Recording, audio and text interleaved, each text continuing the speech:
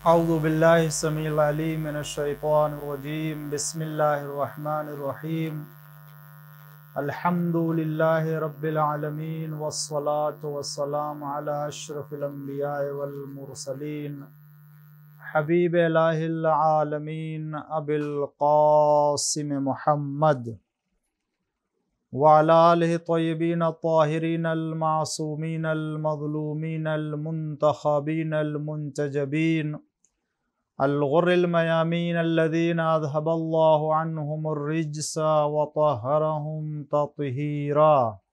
अल्लाहुम्मा सल्लि अला ला सियमा अल-इमामिल मुबीन बक़ियतुल्लाहि फ़िल अरज़ीन अल-हुज्जति सानी अशर वल महदील मुंतज़र अज्जलल्लाहु तआला फ़रजहु शरीफ।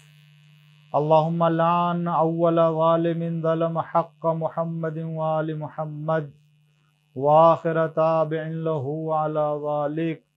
अल्लाहुम्मा लानिल इसाबतल्लती जाहदतिल हुसैन व शायअत व बायअत व ताबअत अला क़त्लिहि। अल्लाहुम्मा लानहुम जमीआ। बिस्मिल्लाहिर रहमानिर रहीम। अल्लाहुम्मा कुल्लि वलिय्यकल हुज्जत इब्नुल हसन सलवातुका अलैहि व अला आबाइहि फ़ी हाज़िहि स्साअति व फ़ी कुल्लि साअ वलिय्यन व हाफ़िज़न व क़ाइदन व नासिरन व दलीलन व ऐना हत्ता तुस्किनहु अर्ज़क तवा व तुमत्तिअहु फ़ीहा तवीला। रब्बि सल्लि अला मुहम्मद व आलि मुहम्मद व अज्जिल फ़रजहुम। नाज़रीन इकराम मुसामिन इज़ाम सलामुन अलैकुम व रहमतुल्लाहि व बरकातुहू।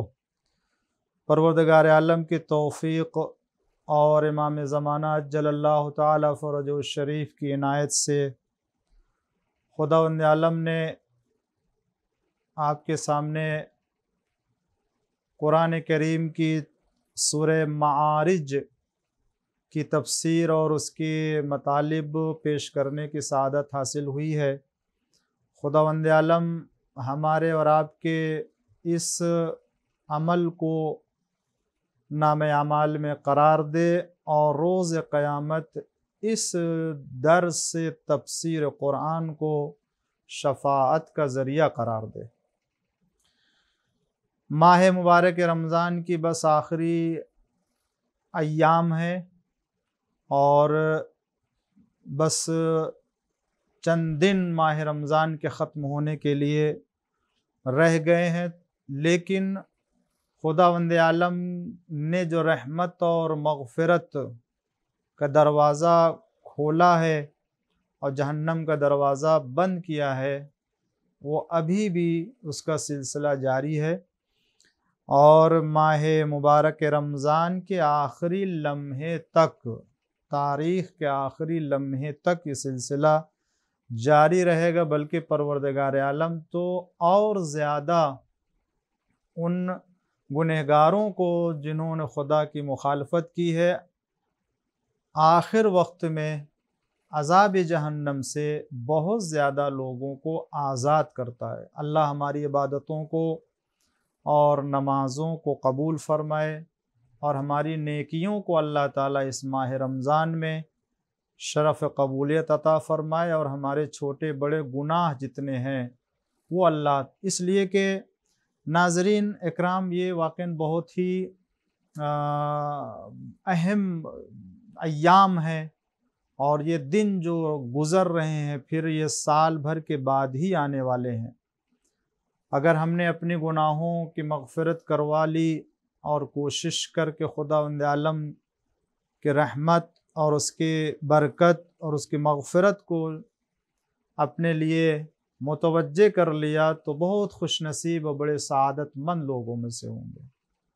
हर इंसान को चाहिए कि इस माह सियाम में, इस माह बरकत में, इस माह मग़फ़िरत में, क्योंकि ये आखिरी अशरा है माह मुबारक रमज़ान का जो मग़फ़िरत का महीना है, अल्लाह ताला अज़ाब जहन्नम से हम सब को आज़ाद होने वालों में करार दे और कुरान करीम की ज़्यादा से ज़्यादा तिलावत की तौफ़ीक़ अता करे कि अगर एक आयत की तिलावत इस माह रमज़ान में होती है तो गोया दूसरे महीनों में कई बराबर दूसरे महीनों के निस्बत से इस महीने में एक आयत की तिलावत कई आयतों बल्कि बाज़ रिवायत के एतबार से जो वो ख़त्म कुरान का सवाब मिलता है।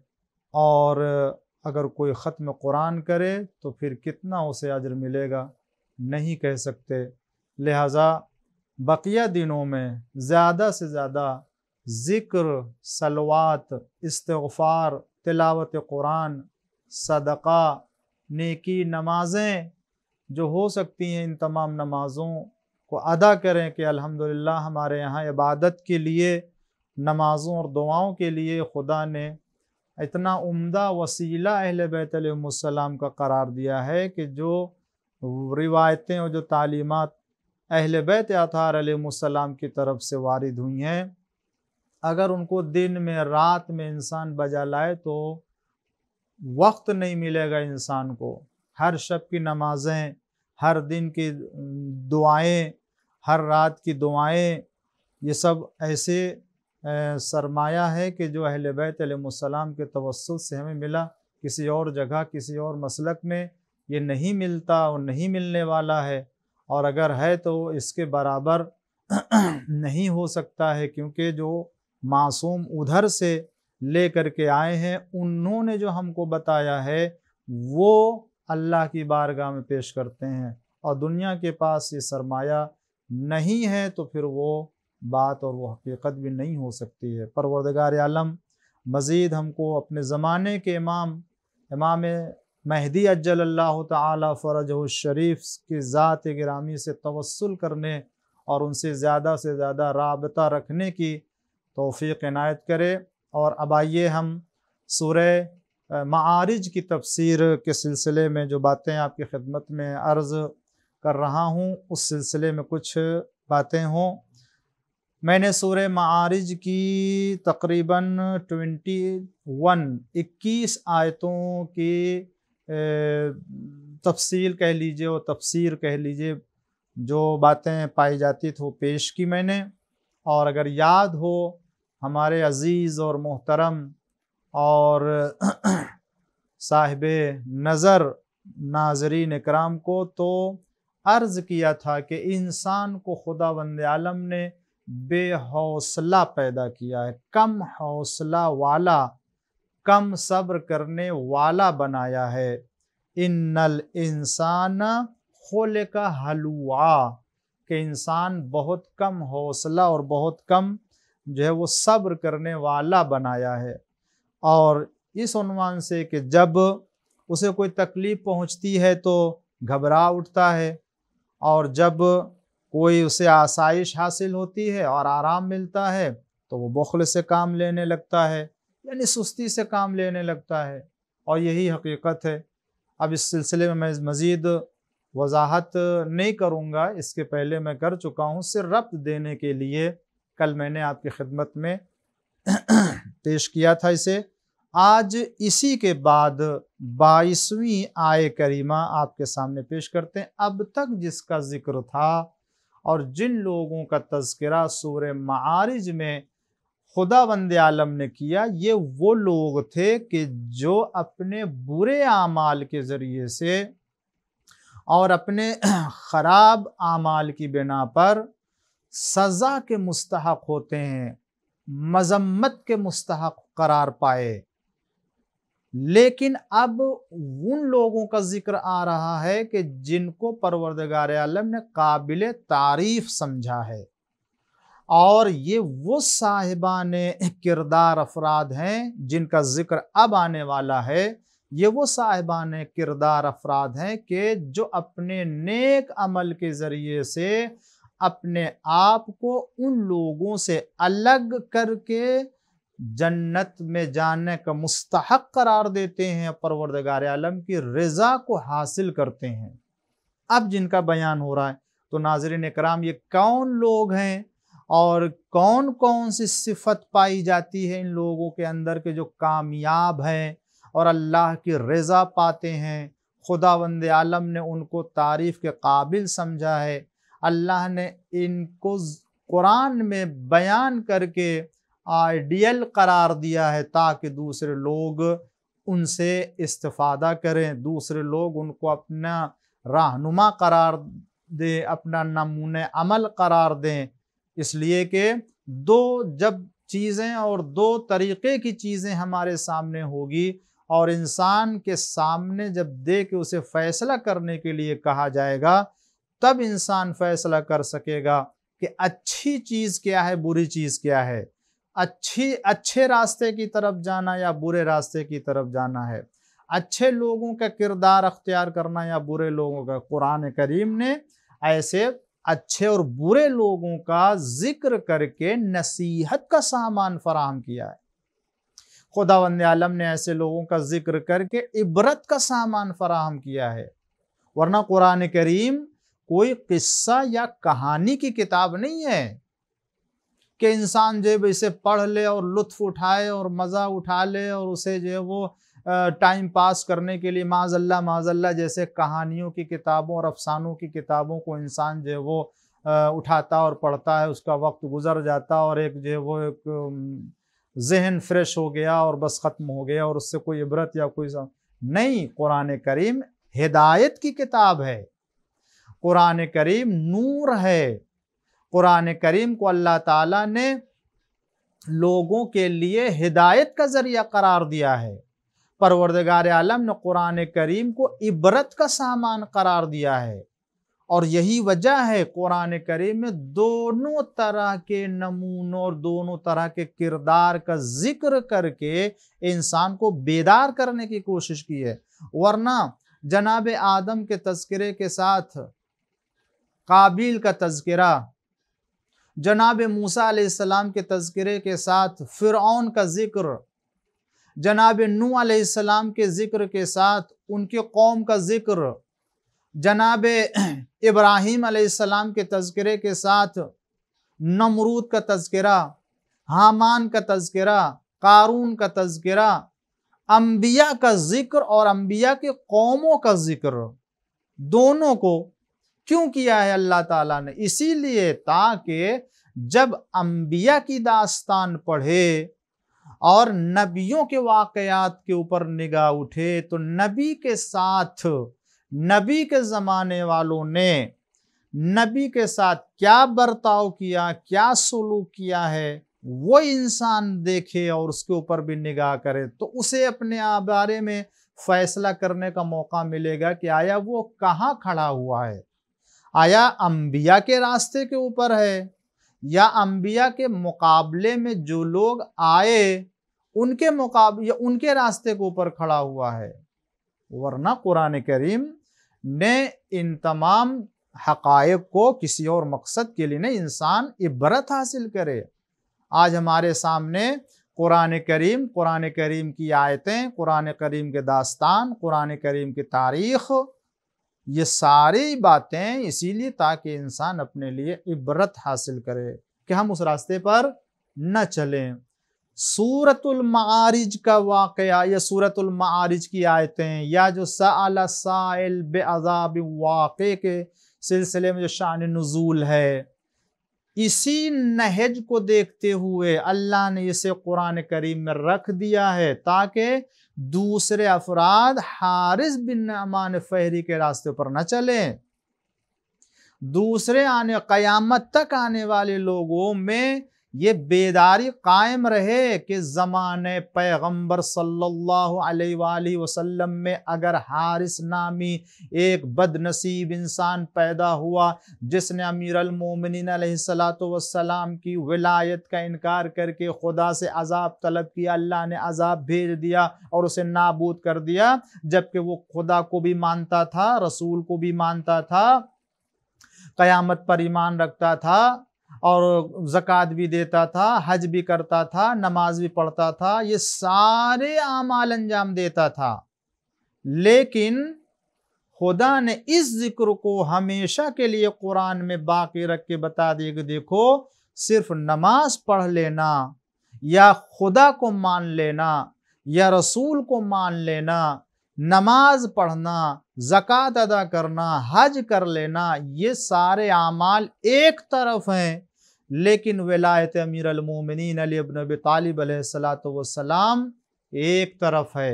कि अगर कोई इसे ना माने और सब कुछ मानता हो, तो देखो मैंने हारिस बिन नमान फहरी का जिक्र किया है सूरह मारिज में, याद रहे। ये कुरान कहता है, कोई किताब या किसी तारीख या किसी जो हदीस या किसी जो वो मुहद्दिस या किसी मुतकल्लिम की किताब में नहीं आया ये कि हम उसकी हदीस को या उस रावी को या उस मुसन्निफ को या उस राइटर को ज़ईफ़ और कमज़ोर अकीदा बता करके और मसलक वाला कह करके हम उसको जो है वो इनकार कर देने। कुरान कहता है, कुरान, मैं तमाम नाज़रीन कराम को, बल्कि वो तमाम अफराद के जिन तक मेरी आवाज़ पहुँच रही है, आप तो मानते ही हैं अल्हम्दुलिल्लाह खुदा ने हमें अहले बैत अलैहिस्सलाम की विलायत, अमीर अल-मोमिनीन सलाम की इमामत पर दुनिया में पैदा किया है और हमें इसी अकीदे के ऊपर बाकी रहेंगे और खुदा हमें बाकी रखे और हमारी नस्लों को भी इसी अकीदे के ऊपर बाकी रखे।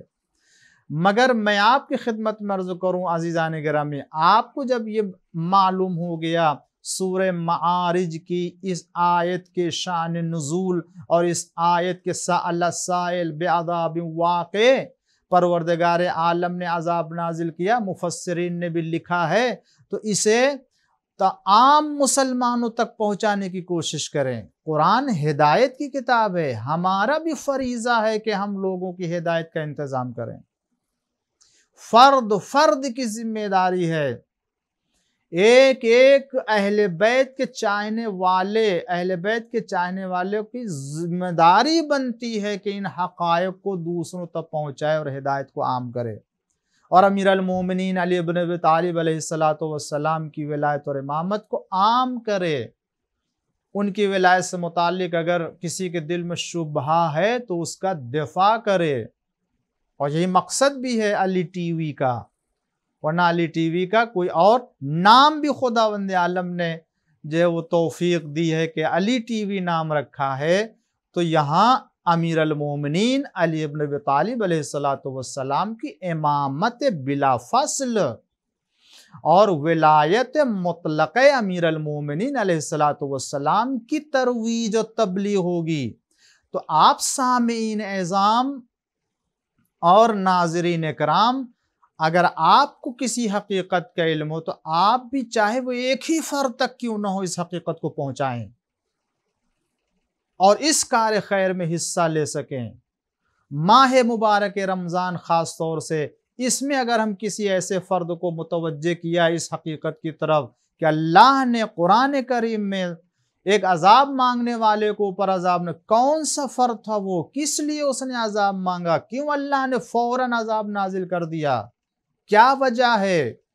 मुफस्सिरीन के अक़वाल देखे जाएंगे, तर्जुमा देखा जाएगा, फिर उसके जो है वो हकीकत के ऊपर गौर करेगा, तब इंसान जो विलायत अमीर अल-मोमिनीन अलैहिस्सलातु वस्सलाम की अहमियत और उसकी आज़मत तक पहुँचेगा कि अल्लाह ने कितना एहतमाम किया है वाक़े गदीर के बाद। तो मैंने आपके सामने अर्ज़ किया कि जो कुरान करीम की आयतें हैं वो कहानी नहीं है, कोई अफसाना नहीं है, बल्कि ये अगर नेक लोगों का बयान है, बुरे लोगों का बयान है, तो इसलिए ताकि हम अपना तज्ज़िया कर सके कि हम कहाँ खड़े हुए हैं, आया नेक लोगों के रास्ते पर या बुरे लोगों के रास्ते के ऊपर। तो कल मैंने आपकी खिदमत में अर्ज़ किया था कि ये ऐसे अफराद हैं जिनके अंदर कम हौसला है, जिनकी शख्सियत में मतानत नहीं पाई जाती है, जिनकी शख्सियत कह लीजिए बहुत ही जो है वो उनकी शख्सियत में हल्कापन पाया जाता, खोखली शख्सियत है कि जो जल्दी किसी खुशी के मिल जाने से इतराने लगते हैं, और जब कोई गम आता है, कोई रंज पहुंचता है, कोई दर्द होता है या किसी तरह की मुश्किल में गिरफ्तार होते हैं तो फरियाद करने लगते हैं। ये ऐसे लोगों की अच्छी सिफत नहीं है। और ये लोग माल को जमा करते और जमा करके बंद रखते हैं जगह। ये वो लोग थे जिनको अल्लाह ने पसंद नहीं किया है। अब जिनका जिक्र मैं आपकी खिदमत में पेश करने जा रहा हूं, जिनको अल्लाह ताला ने इज्जत के लायक समझा है, वो कौन? अल्लाह फरमाता 22वीं आयत में, इल्लल मुसल्लीन अल्लज़ीना हुम अला सलातिहिम दायमून, ये 22वीं आयत और 23वीं आयत सूरह मारिज की। क्या अल्लाह फरमाता है, सिवाय उन लोगों के कि जो नमाजी हैं, अल्लदीनहुम अला सलातिहिम दायमून, और वो लोग के जो अपनी नमाज की पाबंदी करते हैं। ये दो सिफतें गोया कह लीजिए, एक नमाजी होना और दूसरे ये कि उनका पाबंद नमाज होना, सिवाय नमाज गुजारों के और जो अपनी नमाज की हमेशा पाबंदी करते हैं। ये वो दो सिफतें हैं, एक नमाजी होना और दूसरे नमाज की पाबंदी। अब इसको चाहे आप एक सिफत रख लीजिए या इसको दो सिफत बना लीजिए कि खुदावंद आलम ने वो नमाजी का जिक्र किया है कि जो नमाज पढ़ता है, और मगर उनकी सिफत बताई है वो लोग हैं कि जो अपनी नमाज की पाबंदी भी करते हैं। तो ये कह लीजिए कि वो नमाजी जो पाबंदी करता है अपनी नमाज की, तो ये वो लोग हैं कि जो उन लोगों से अलग हैं, जिनको उधर उनसे जोड़ा नहीं जा सकता, कि जो मसलन कभी किसी परेशानी का सामना करते हैं तो फरियाद करने लगते हैं, और जब कोई आसाइश आती है और राहत तो मिलती है तो फिर वो बुख्ल से काम लेने लगते हैं। इन लोगों को जुदा, यानी नमाजी वो इंसान है, नमाज की पाबंदी करने वाला वो इंसान है कि जिसके अंदर हौसला पाया जाता है, सब्र का मादा पाया जाता है, कि वो छोटी सी मुसीबत आने के ऊपर जजा फजा फरियाद नहीं करता है, शिकायत नहीं करता है। ये गालिबन शायद इसलिए कि इंसान मादी एतबार से बहुत अंदर से जो है वो खोखला कह लीजिए, मादी एतबार से उसके अंदर कोई बहुत ज़्यादा कुव्वत या मतानत नहीं पाई जाती है। बहुत ज़्यादा इंसान अपनी शख्सियत को नहीं बना पाता। जो जिनके अंदर मादियत होती है, दुनिया परस्ती होती है, माल परस्ती होती है, वो अपनी शख्सियत को बना नहीं पाते हैं। ये कह लीजिए वो बाहर से कुछ भी लगे मगर अंदर से वो बहुत कमजोर होते हैं, बिल्कुल ज़ईफ होते हैं, जिसकी बिना पर जब कोई रंज पहुंचता है, कोई मुश्किल आती है तो वो घबरा जाते हैं, परेशान हो जाते हैं, और जब राहत मिलती है तो अपने आप को रोक लेते हैं और बुख्ल से काम लेते हैं। इसलिए कि उनकी शख्सियत मादियत के ऊपर इस्तवार हुई है, उनकी शख्सियत की बुनियाद मादा परस्ती है। इसलिए मुसीबत को बर्दाश्त नहीं कर पाता है कि जब कोई खुशहाली मिलती है तो तवाजुन बरकरार नहीं कर पाता है, कि वो आपे से बाहर हो जाता है, इतराने लगता है। शायद इसीलिए कि मादा, क्योंकि उसकी निगाह में सब कुछ दुनिया है, उसकी निगाह में सारी हकीकत और सब कुछ माल दुनिया है। मनसब है, शोहरत है, दौलत है, ताल्लुकात हैं, इज्जत है, रवाबित हैं, ये उसकी निगाह में अहमियत रखते थे। इसलिए वो इन्हीं चीज़ों को हकीकत समझता है, घबरा जाता है, हथियार डाल देता है इंसान मुसीबत के वक्त में। इसीलिए देखें दुनिया में ऐसे अफराद बहुत से मिलेंगे कि जिनके यहाँ बहुत थोड़ी सी मुसीबत आई, वो बस अपने से बाहर हो जाते हैं और वो सिलेंडर हो जाते हैं, बिल्कुल अब वो कुछ कर नहीं सकते हैं। नुकसान क्या होता है इस शक्ल में कि जब इंसान थोड़ी सी मुसीबतें घबरा के हथियार डाल देता है तो नुकसान क्या? नुकसान ये होता है कि इंसान कभी कभी ऐसे मौके पर ईमान से भी हाथ धो बैठता है। क्यों? इसलिए कि हौसला नहीं है मुसीबतों को बर्दाश्त करने का, मसाइब को झेलने का हौसला नहीं है, तो वो जल्दी से सौदा कर बैठता है अपने बारे में, चाहे वो हलाल माल हो, नाजायज हो, हराम ही क्यों ना हो, गलत तरीके से वो उसे हासिल करना ही क्यों ना, चूंकि राहत देखता है इसमें और घबराहट यानी रंज और मुसीबत को बर्दाश्त नहीं कर सकता है, इसलिए वो थोड़ी सी मुसीबत और थोड़ी सी घबराहट और थोड़ी सी परेशानी में वो गलत काम कर बैठता है और गलत सौदा कर बैठता है, जिसकी बिना पर उसकी दुनिया तो खराब ही होती है, आखिरत भी खराब हो जाती है। मगर वो लोग के जो अपनी शख्सियत को मादियत की बुनियाद पर नहीं जिनकी शख्सियत सिर्फ मादियत पर उस्तवार नहीं होती है, वो लोग जो अपनी शख्सियत को रूहानियत के ऊपर, इस्लाम की सही तालीमात के ऊपर बनाते हैं और उस्तवार करते हैं, उनमें जो लोग सबसे सरे फेरिस्त हैं, जिनको अल्लाह ने काबिल जिक्र समझा, बहुत से अफराद हैं, मगर इसमें भी जो काबिल जिक्र हैं वो सबसे पहले वो नमाजी हैं कि जिनको अल्लाह ताला ने जिक्र किया, इल्लल मुसल्लीन अल्लदीना, ये वो नमाजी के जो अपने नमाजों की पाबंदी करते हैं हमेशा। ये वो लोग हैं कि जो उनके लिए नमाज शख्सियत साज होती है, दौलत शख्सियत साज नहीं है, शोहरत शख्सियत साज नहीं है, बल्कि नमाज और नमाज की पाबंदी ये उनकी शख्सियत को उस्तवार करती है, उनकी शख्सियत को बनाती है। और यही वजह है कि जब वो अपनी शख्सियत बना लेते हैं, जो अल्लाह की बंदगी और अल्लाह की उबूदियत, खुदा की इताअत के ऊपर उस्तवार होती है, तो फिर वो चट्टान के मुकाबले में भी, बल्कि कह लीजिए चट्टान की तरह से वो साबित कदम रहते हैं। दुनिया को कोई तूफान उन्हें उनकी जगह से हिला नहीं सकता और न उनके पैरों को मुतज़लज़िल कर सकता है। इल्लल मुसल्लीन, सिवाय नमाजियों के जो अपनी नमाजों की पाबंदी करते हैं।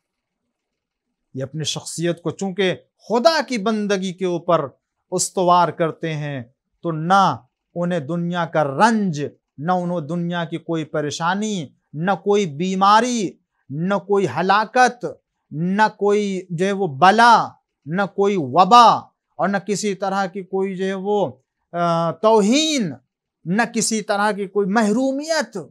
इंसान इन तमाम चीज़ों से महफूज अपने आप को समझता है और अपनी शख्सियत के ऊपर नज़र रख करके साबित कदम रहता है, और वो बल्कि चट्टान और पहाड़ से भी ज़्यादा मजबूत तौर से कायम रहता है। इल्लल मुसल्लीन, सिवाय नमाजियों के, कि जो अल्लज़ीना हुम अला सलातिहिम दायमून, कि जो अपनी नमाज की हमेशा पाबंदी करते हैं और नमाज को किसी हाल में भी छोड़ते नहीं है। दायमून का मतलब यह कि हमेशा पाबंदी करते हैं, कभी वो अपनी नमाज को छोड़ते नहीं है, तर्क नहीं करते हैं। हदीस में है, नमाज इंसान कैसे छोड़ सकता है। नमाज की न सिर्फ नमाजी होना, बल्कि नमाज की पाबंदी करना, ये एक मोमिन की सिफत बताई गई है। नमाज पढ़ना और है, नमाज की हमेशा पाबंदी करना, उसके आज़ा और शराइत के साथ मुकम्मल तौर से उसको पढ़ना, ये एक अलग चीज है।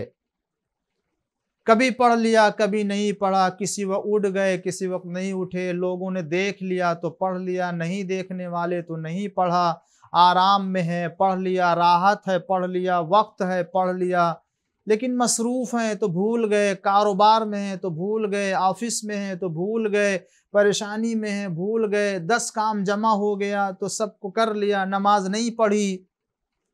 ऐसी नमाज, इसे नहीं कहते अल्लज़ीना हुम फ़ी सलातिहिम दाइमून, वो लोग जो अपनी नमाज की पाबंदी करते हैं हमेशा, नहीं।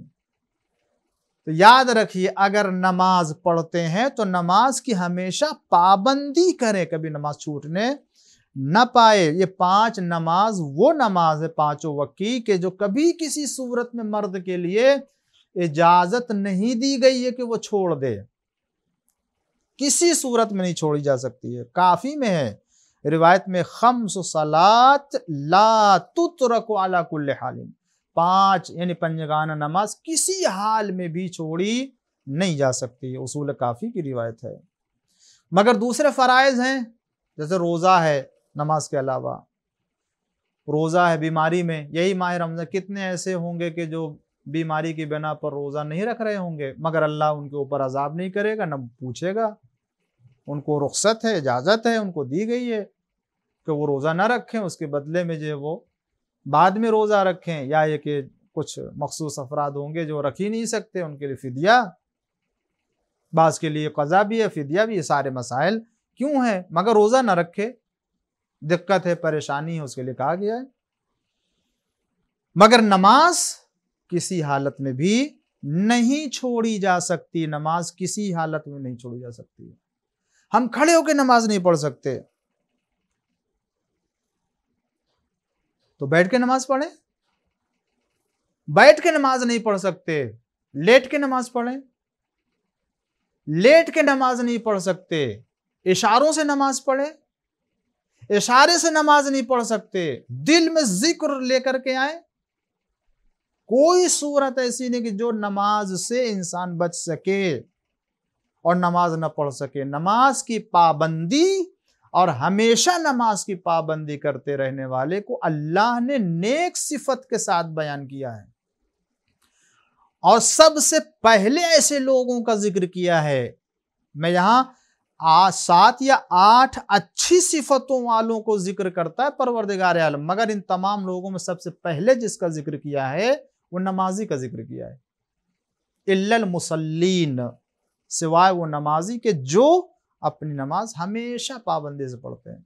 किसी और नेक इंसान का तस्करा कर सकता था अल्लाह, बाद में नमाजी का जिक्र करता, मैंने सबसे पहले क्यों? इसलिए कि नमाज फुरूए दीन में भी, अल्लाह की बंदगी में भी सबसे दर्जे ऊला के ऊपर, सबसे पहले दर्जे के ऊपर है। नमाज से बरकत मिलती है, नमाज से तहारत मिलती है, नमाज से रिस्क में बरकत होती है, नमाज से गुनाहों से दूर होता है। नमाज के लिए कहा गया कि इंसान अगर नमाज पढ़ता है, इन्ना सलात तन्हा अनिल फहशाए वल मुनकर, नमाज बुराइयों से रोकती है। इसीलिए अल्लाह ताला ने इसका जिक्र सबसे पहले किया है। यानी जब तक इंसान के होश और हवास दुरुस्त हैं और वो आकिल कहा जा सकता है, उससे नमाज कभी भी छूट नहीं सकती और न उसे तर्क करने की इजाजत दी गई। हाँ, दीवाना हो गया एक मर्तबा, अक्ल जायल हो गई, दीवाना हो गया, वो एक अलग मसला है। खुदा ने किसी भी हुक्म को नहीं तलब किया उस सूरत में, तो यही क्या चीज है। तो वो लोग के जो अपनी नमाजों की पाबंदी करते हैं, लिहाजा हमें खास तौर से माह मुबारक रमज़ान में नमाजों की पाबंदी हो जाती है। लेकिन जब माह रमज़ान गुजरता है और फिर जब हम अपने रूटीन में आ जाते हैं, तो फिर वो नमाज आखिर में जाती है, फिर कहीं बीच में आती है, कहीं रह जाती है। खुदा से दुआ करें परवरदिगार आलम इस माह मुबारक रमज़ान में हमें सही तौर से इबादत की हमेशा तौफीक अता करे, हमेशा तौफीक अता करे। सिर्फ माह रमज़ान ही में नहीं, माह रमज़ान की कसरत इबादत, अव्वल वक्त पर नमाज अदा करने के ज़रिए से दूसरे महीनों में अव्वल वक्त पर नमाज अदा करने को सीखें, ताकि हम दूसरे महीनों में हम अव्वल वक्त पर नमाज अदा कर सके। अगर माह रमज़ान की बरकत से ये ना सीख सके, ये ना हासिल कर सके, तो फिर समझ लीजिए एक आदत थी कि जो माह रमज़ान के आने पर शुरू हो जाती है, माह रमज़ान चला जाता है तो फिर वो अपने रंग में और अपनी लाइन में आ जाते हैं। न करे खुदा, न करे ऐसा हो।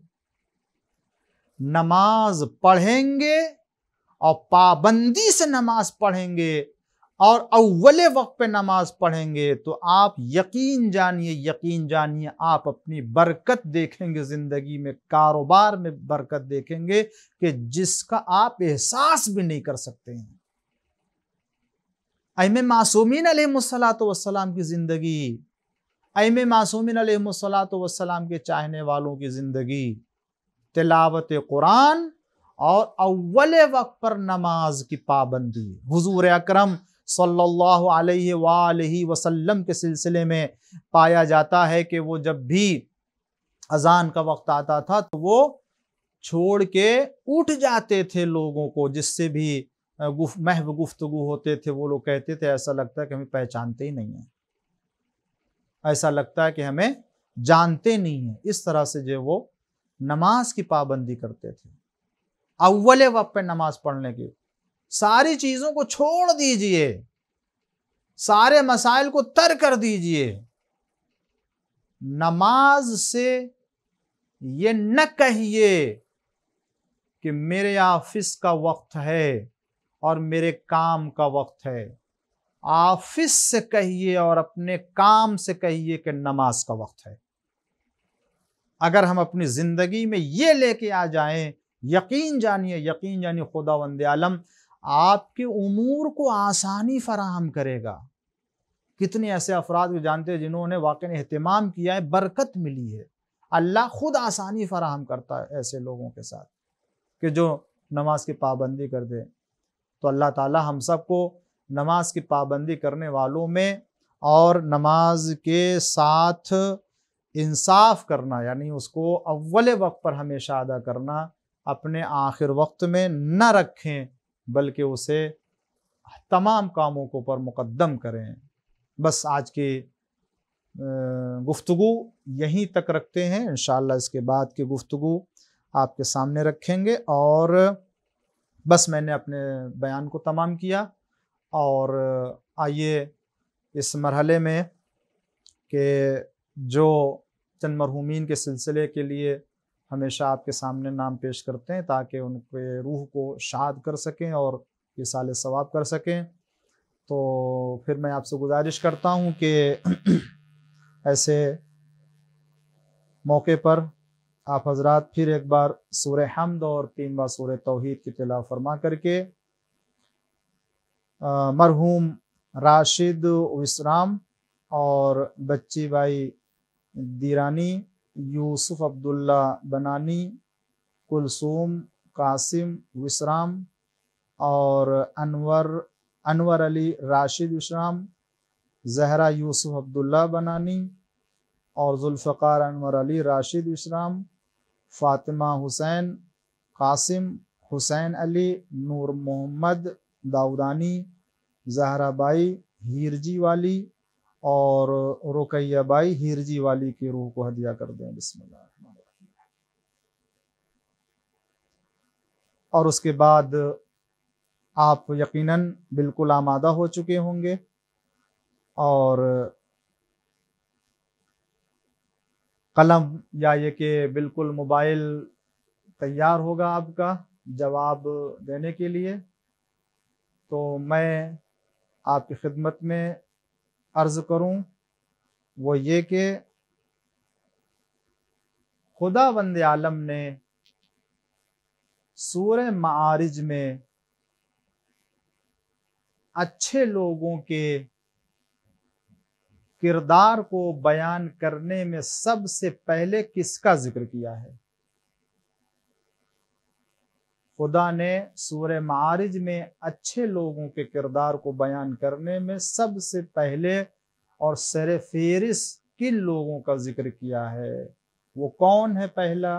वो नाम हमको बता दीजिए, उसका जवाब सही होगा। वसल्लल्लाहु अला मुहम्मद व आलिहि ताहिरीन।